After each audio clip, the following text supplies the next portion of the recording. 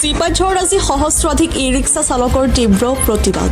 যান-জঁটৰ প্ৰতি লক্ষ্য ৰাখি পৰিবহণ বিভাগে ৰাষ্ট্ৰীয় ঘাইপথসমূহত ই ৰিক্সা চলাচল বন্ধ কৰি দিয়াত তীব্ৰ সমস্যাৰ সন্মুখীন হৈছে চিপাঝাৰ ই ৰিক্সা চালকসকল।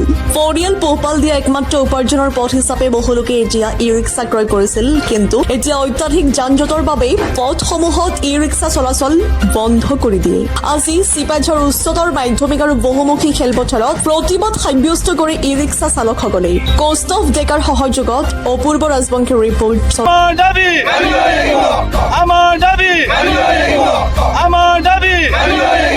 কথা হৈছে আপোনালোকৰ এই মিডিয়াৰ জৰিয়তে আমি চৰকাৰ প্ৰশাসনৰ ওচৰত এটা অনুৰোধ কৰিছো যে যিখিনি দাদাই ক'লে যে গাড়ীখন উঠিব দিয়া নাই, তো এই সমস্যাটোৰ কাৰণে আমি খুবেই জৰ্জৰিত, মূল ৰাষ্ট্ৰীয় ঘাইপথ উঠিব দিয়ে। যিহেতু আমি টেক্স দি দিছো, 15 বছৰ ৰোড টেক্স লৈ লৈছে আৰু গাড়ীখনৰ কাগজ পাতি চববিলাক অকে আছে গোটেই কেইখন গাড়ীৰে। গাড়ী কেইখনৰ কথা হ'ল গোটেই কাগজ পত্ৰ থকাৰ পিছতো ৰাস্তাত উঠিব দিব লাগিছিল, আৰু উঠিব নিদিলে আমাৰ সমস্যাটো সমাধান নহয়। আমাৰ সমস্যা হ'ব, গাড়ী এনেকে থাকিলে, গাড়ী যদি বহি থাকে তেতিয়া EMI দিব নোৱাৰিব, EMI দিব নোৱাৰিলে গোটেই গাড়ীখন টানি লৈ যাব।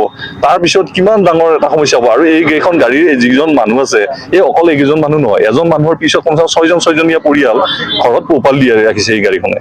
তো কথা হ'ল, আমি দিন হাজিৰা কৰি খোৱা নিচিনাকে এইকেইটা চলি আছো, চৰকাৰৰ ওপৰত হেঁচা নিদিয়াকে, আনৰ ওচৰত হাত পাত নপতাকে স্বাৱলম্বী হৈ নিজে চলি আছো। কিন্তু তেনেস্থলত চৰকাৰে এইটো কৰাত আমাৰ বহুতখিনি যথেষ্টখিনি অসুবিধা হৈছে।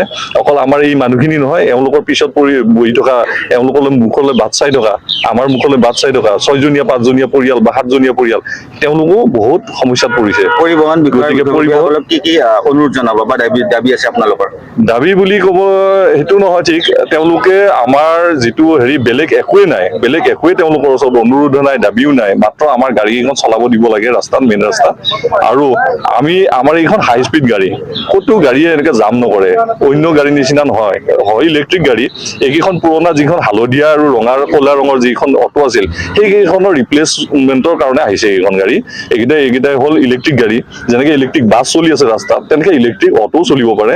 তো ইলেক্ট্ৰিক অটোকেইখন চলোৱাৰ অনুমতি দিব লাগে পৰিবহণ বিভাগ আৰু অসম চৰকাৰে। আমি নিজে বুজি পোৱা নাই, এতিয়া আমি চোৰ হৈছোঁ। তাৰমানে অহাৰ লগে লগে আমি গ্ৰুপত মেছেজ যাওঁ, এই MB আহিছে, চবে গ্ৰুপ অন কৰে, গাড়ী চাইড মাৰি যায়। উপায় নাই, নহ'লে সেইদিনাখন আমাৰ চকুৰ আগতে 14,000 টকা লনি এখন ফাইন, 14,000 টকা এটাইছে। খুব দুখৰ বিষয় আৰু খুব লজ্জিত। সেইকাৰণে লজ্জিত ব্যৱহাৰ কৰিছোঁ মই। আমাৰ এই গাড়ীখনৰ পৰা ভৰসা আশা গোটেইখিনিয়ে, ঘৰৰ ফেমিলি পোহপালৰ দায়িত্ব, ল'ৰা ছোৱালী পঢ়া শুনা, মা দেউতা বেমাৰ আজাৰ, গোটেইখিনিয়ে সমস্যাই জৰ্জৰিত গাড়ীখনৰ ওপৰতে। যা হওক, আপোনালোক মই বিশেষকৈ আপোনালোক স্বদেশ আৰু পিপলছক ধন্যবাদ জনাইছোঁ।